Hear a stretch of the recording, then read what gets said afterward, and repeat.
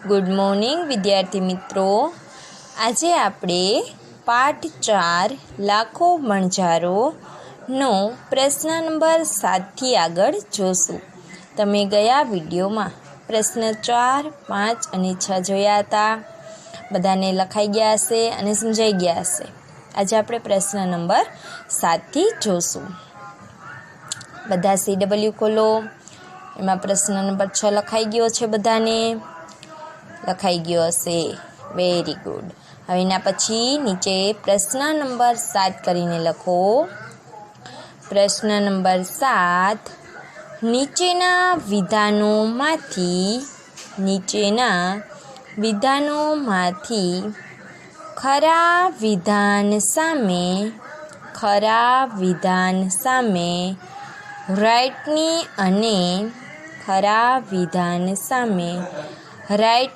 અને ખોટા વિધાન સામે ચોકડીની નિશાની કરો। એમાં પેલું લખો વાક્ય, બધાએ સરસ અક્ષરે અને ઉપરની લીટીને અડાડીને લખવાનું છે। એમાં લખો પેલું 1 નંબર કરીને લખો, ભીડ પડી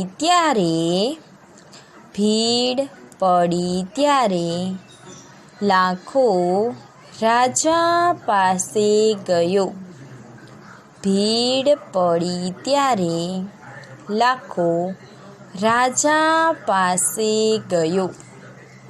હવે જોઈએ આપણે પાઠમાં આવે છે ક્યાંય કે ભીડ પડી ત્યારે લાખો કોની પાસે ગયો હતો? તો કે વાણિયા શેઠ પાસે, રાજા પાસે ગયો તો નહીં। એટલે એમાં આવશે ચોકડી, એટલે કે આ વિધાન ખોટું છે।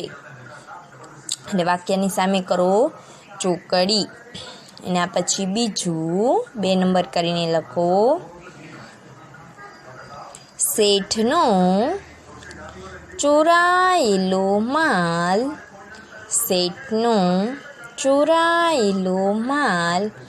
એક ખેતરમાંથી મળ્યો। હવે આ વિધાન કેવું આવશે? ખેતરમાંથી મળ્યો તો કે ના, ક્યાંથી મળ્યો તો કે એક વાળ પછી મળ્યો હતો। એટલે આ વિધાન પણ કેવું આવશે? ખોટું। એટલે કે વિધાનની સામે લખો ખોટું, ચોકડીની નિશાની કરો। આ વિધાન ખોટું છે। અને આ પછી લખો 3 નંબર કરીને, વાણિયાએ ચિઠ્ઠીમાં ડાઘિયાએ એનું ધન બચાવી આપ્યું એ વાત લખી હતી। વાણિયાએ ચિઠ્ઠીમાં ડાઘિયાએ એનું ધન બચાવી આપ્યું એ વાત લખી હતી। આ વિધાન કેવું આવશે? આપણે પાઠમાં આવે છે, શેઠે છે ડાઘિયાને ડોકે આખી ચિઠ્ઠીમાં બધી વાત લખીને બાંધી હતી, તો એટલે કે એમાં ધન બચાવી આપ્યું હતું એ વાત પણ આવી ગઈ હતી। એટલે આ વિધાન કેવું આવશે? સાચું। એટલે આ વિધાન સાચું છે।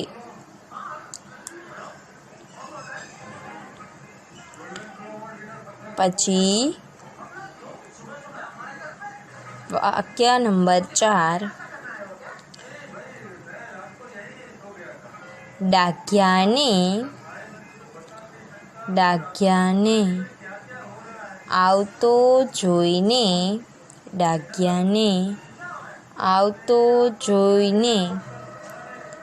લાખો ખુશ થઈ ગયો। ડાઘિયાને આવતો જોઈને લાખો ખુશ થઈ ગયો. તો આ સાચું આવશે કે ખોટું? ડાઘિયાને આવતો જોઈને લાખો ખુશ થઈ ગયો તો કે ના, એને આંખ બતાવીને તેને ફિટકાર આપ્યો હતો અને એનાથી નારાજ થઈ ગયો હતો. એટલે આ વિધાન કેવું આવશે? ખોટું. એના પછી વાક્ય નંબર 5,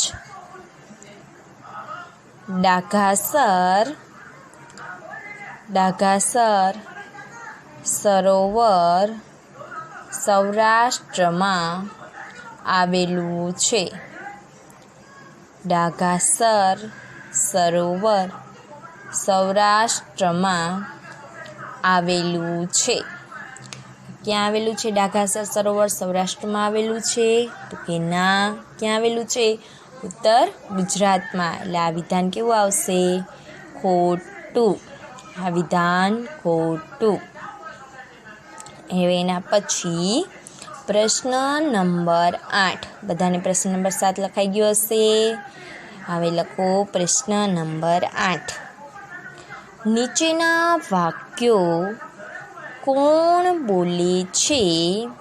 નીચેના વાક્યો કોણ બોલે છે અને કોને કહે છે તે લખો.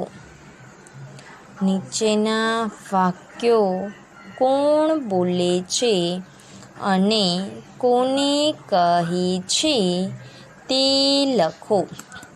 હવે જો નીચેના વાક્યો આપણને આપેલા છે, કોણ બોલે છે અને કોને કહે છે, બે વસ્તુ આપણે લખવાની છે. આપણે આ છે પાઠ્યમાં અને નોટ્સમાં લખેલું છે. હવે એમાં પહેલું લખો અવતરણ ચિહ્નમાં એ શું બોલ્યા? પ્રશ્નાર્થ ચિહ્ન એ શું બોલ્યા? પ્રશ્નાર્થ ચિહ્ન એમાં આગળ લખો તમારા પૈસા તો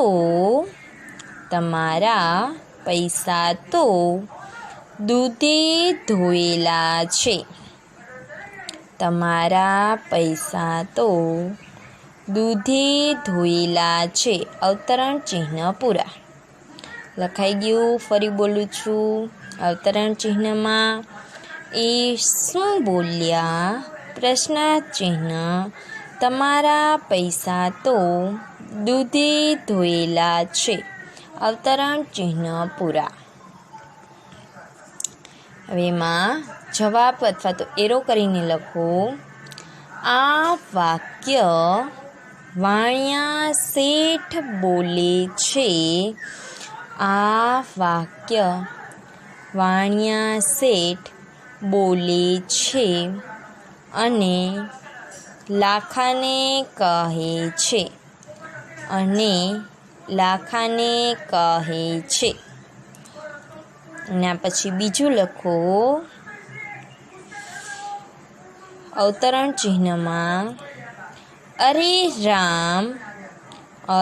રામ આશ્ચર્ય ચિહ્ન આ કૂતરાએ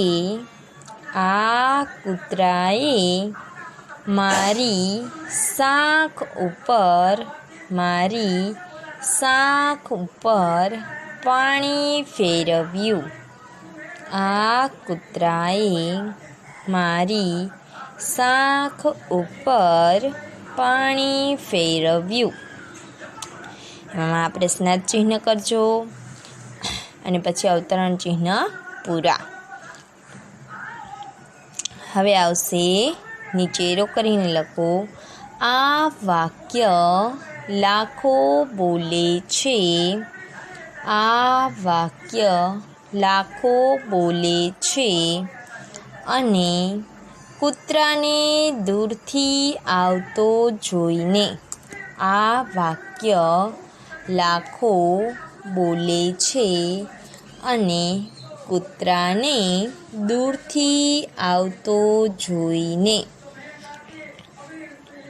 એના પછી લખો પ્રશ્ન નંબર 7 અને 8 લખાઈ ગયા બસ બધાને.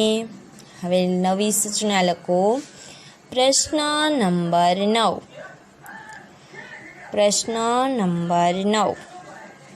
આપેલા શબ્દોમાંથી યોગ્ય શબ્દ પસંદ કરી એની ઉપર રાઇટ કરો. આપેલા શબ્દોમાંથી યોગ્ય શબ્દ પસંદ કરી એની ઉપર રાઇટ કરો. હવે જો બે શબ્દ આપ્યા હશે આપણને, જે જોડણીમાં થોડીક એવી ભૂલ છે, એમાં જે સાચી જોડણી છે એના પર આપણે રાઇટ કરવાનું, કે જે સાચો શબ્દ છે એના પર આપણે રાઇટ કરવાનો છે, ને ખોટો શબ્દ છે એને આપણે રાખી દેવાનો છે, એને કંઈ કરવાનું છે નહીં. હવે જો આપણે આ પહેલાં કરેલું છે એ જ છે, આ જ પાઠમાં આપણે નોટબુક્સમાં કરેલું છે એ જ આપેલું છે. એમાં પહેલું લખો, કાંઈ શાન મીંડાવાળો સ અથવા શાન સસલાનો સ, કાંઈ શાન અથવા શાન માં મૂક્યા વગર મારાથી પાઈ પણ લેવાય નહીં. મારાથી પાઈ પણ લેવાય નહીં. હવે જો મીંડાવાળો સ છે કેવો છે? ખોટો છે. જે સસલાનો સ છે એ સાચો છે, તો આપણે એની નીચે રાઈટની નિશાની કરશું. એના પછી લાખાએ ડાઘિયાને ઈશારો અથવા ઈશારો કર્યો. એકમાં મીંડાવાળો સ આવશે, માં સસલાનો સ. લાખાએ ડાઘિયાને ઈશારો અથવા ઈશારો કર્યો. તો કયો સાચો શબ્દ છે? તો કે મીંડાવાળો શ એટલે કે ઈશારો. ઈશારો શબ્દ સાચો છે નહીં, તો આપણે એની નીચે રાઈટ કરશું. કર્યું બધાએ? હવે એના પછી વાક્ય નંબર 3, વાણિયાએ આ બધી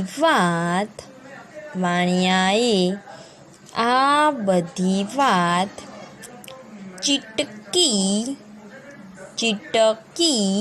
અથવા ચિઠ્ઠીમાં લખી. હવે જો ચીટકી છે એ શબ્દ કેવો છે?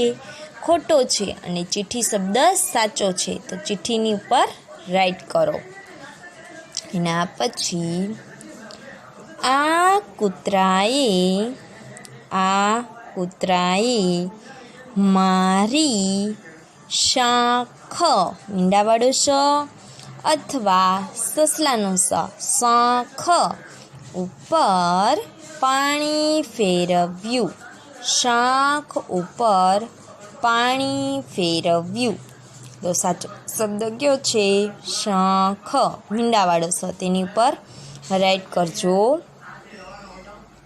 એના પછી લાખો પૈસા અથવા પૈસા આપવા ગયો. લાખો પૈસા મીંડાવાળો સ અથવા સસલાનો સ પૈસા આપવા ગયો. કયો આવશે? તો કે સસલાનો સ, કે એની નીચે રાઈટ કરો. લાખો પૈસા આપવા ગયો. હવે આવશે, બધાને પ્રશ્ન નંબર 9 લખાઈ ગયો હશે. હવે આવશે પ્રશ્ન નંબર 10. નીચેના શબ્દોની સાચી જોડણી લખો. નીચેના શબ્દોની સાચી જોડણી લખો. હવે એમાં છે પેલું વાણિયો. વાણી છે કેવો છે? દીર્ઘઈ છે, તો આપણે કેવું કરવાનો છે? હસ્વય. જો બેને બોલવાના ઉચ્ચારમાં પણ ફેર પડી જશે. તમને બધાને હસવાય ને દીર્ઘાય ને બધું હવે તો બોલતા આવડતું હોવું જોઈએ, એના ઉચ્ચારમાં પણ ફેર પડી જશે. વાણિયો અહીંયા આવશે વાણિયો, વાણિયો. એના પછી બીજું છે મહિનો. હી છે એ કેવો છે? દીર્ઘય. મહિનો. આપણે કયો લખવાનો છે સાચી જોડણીમાં? હસવાય એટલે આવશે મહિનો, મહિનો. એના પછી છે ઈશારો, ઈશારો. એટલે એમાં સસલાનો સ છે, તો આપણે કયો સાચો લખવાનો છે? આપણે હમણાં જ ઉપર લખ્યો છે તો કે મીંડાવાળો સ, એટલે આવશે ઈશારો, ઈશારો. લખાઈ ગયું બધાને? જો જોડણીમાં ભૂલ કરતા નહીં, સાચી જોડણી લખવાની છે.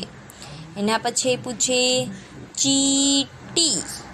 ચી દીર્ઘય, ટી દીર્ઘય, ચીઠી. એટલે આપણે શું લખવાનું છે? ચીઠી. ચી હસવાય, ડબલ ઠ અને ઠી દીર્ઘય. ચીઠી, ચીઠી. એના પછી આવશે ધોતિયું, ધોતિયું. જો અહીંયા આપ્યું છે ધોતિયું, સાચું જ છે. તો આપણે શું ફેર છે? તો ધોતિયામાં ય ઉપર શું આવશે? મીંડું. તો ય ઉપર આપણે શું કરવાનું છે? મીંડું. એટલે આવશે ધોતિયું, ધોતિયું. એના પછી આવશે વણઝારો, વણઝારો. ઝબલાનો ઝ આવશે. આપણે કરવાનો છે જમરૂખનો ચ. વણઝારો, વણઝારો. એના પછી છે બધાને જોડણી લખાઈ ગઈ. હવે છે પ્રશ્ન નંબર 11. નીચેના શબ્દોના સમાનાર્થી શબ્દો લખો. સૂચના લખો. નીચેના શબ્દોના સમાનાર્થી શબ્દો લખો. એમાં પેલું આવશે, એમાં લખો માસ, તો કે મહિનો. માસ એટલે આવશે મહિનો. બીજું છે હરખ, હરખ એટલે હશે ખુશી, ખુશી. ના પછી 3 પ્રિય વહાલું, પ્રિય વહાલું. એના પછી આબરૂ, આબરૂ. શાક પ્રતિષ્ઠા, શાક પ્રતિષ્ઠા. એના પછી ભાગવું, ભાગવું એટલે આવશે નાસવું, નાસવું. એના પછી વિશાળ, છઠ્ઠું વિશાળ એટલે આવશે મોટું, મોટું. એના પછી મહેરબાની, મહેરબાની એટલે આવશે કૃપા, કૃપા. એના પછી 8 ઈશારો, ઈશારો એટલે આવશે સંકેત, સંકેત. અને પછી પીઠ એટલે આવશે વાંસો, પીઠ વાંસો. એના પછી 10 ધણી, ધણી એટલે આવશે માલિક, માલિક. એના પછી કોટ, કોટ એટલે ગળું અથવા ડોક, ગળું અથવા ડોક. એના પછી 12 વિશ્વાસુ, વિશ્વાસુ એટલે વફાદાર, વફાદાર. ફરીથી બોલી દઉં છું. માસ એટલે મહિનો. બીજું હરખ એટલે ખુશી. ત્રીજું પ્રિય એટલે વહાલું. ચોથું આબરૂ એટલે શાખ પ્રતિષ્ઠા. ભાગવું એટલે નાસવું. વિશાળ તો કે મોટું. મહેરબાની તો કે કૃપા. ઈશારો સંકેત. પીઠ એટલે વાંસો. ધણી એટલે માલિક. કોટ એટલે ગળું અથવા ડોક. ને વિશ્વાસુ એટલે વફાદાર. હવે આપણે જોઈએ પ્રશ્ન નંબર 12. બધાને 7, 8, 9, 10 અને 11 લખાઈ ગયા છે. હવે સૂચના લખો. પ્રશ્ન નંબર 12. નીચેના રૂઢિપ્રયોગોના અર્થ આપી વાક્ય પ્રયોગ કરો. નીચેના રૂઢિપ્રયોગોના અર્થ આપી વાક્ય પ્રયોગ લખો. એમાં પેલું લખો, આંખ વાળી લેવી. રૂઢિપ્રયોગ છે આંખ વાળી લેવી. નો અર્થ થશે, આપણે બધા લખેલા છે એ જ છે. બધાએ જે નોટબુક્સમાં છે એ જ છે અને તમારે અત્યારે પણ CWમાં લખવાના છે. એટલે જો અત્યારે તમને હોમવર્ક નથી આવતું તો એના બદલે તમે આ લખી શકો છો અને તમને પાકા પણ થઈ જશે. આંખ વાળી લેવી. દુઃખી હૃદયે વિદાય લેવી. દુઃખી હૃદયે વિદાય લેવી. માં વાક્ય લખો. લાખાએ ડાઘિયાને શેઠ પાસે મૂકીને આંખ વાળી લીધી. લાખાએ ડાઘિયાને શેઠ પાસે મૂકીને આંખ વાળી લીધી. બધાને બરાબર લખાઈ ગયું. હવે લખો 2. ખાતર પડવું. ખાતર પડવું. તેનો અર્થ લખો. ચોરી થવી. ચોરી થવી. એમાં વાક્ય લખો. શેઠના ઘરે ખાતર પડ્યું. શેઠના ઘરે ખાતર પડ્યું. લખાઈ ગયું બધાને. હવે આવશે રૂઢિપ્રયોગ નંબર 3. દૂધે ધોયેલું. દૂધે ધોયેલું. એમાં લખો ચોખ્ખું અને ચો પછી ખડદો અને ખ હસવાળું લખવાનું છે. ચોખ્ખું અને વિશ્વાસપાત્ર. ચોખ્ખું અને વિશ્વાસપાત્ર. તેમાં વાક્ય લખો. તમને આપેલા પૈસા દૂધે ધોયેલા છે. તમને આપેલા પૈસા દૂધે ધોયેલા છે. બરાબર છે બધાને. હવે આવશે નંબર 4. એમાં લખું પાણી ફેરવવું. પાણી ફેરવવું. નો અર્થ લખો આબરૂ કાઢવી. આબરૂ કાઢવી. એમાં વાક્ય લખો.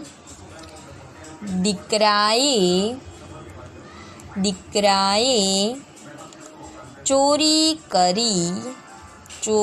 કરી પિતાની શાખ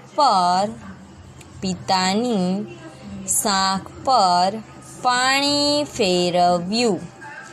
પિતાની શાખ પર પાણી ફેરવ્યું. બરાબર લખાઈ ગયું બધાને?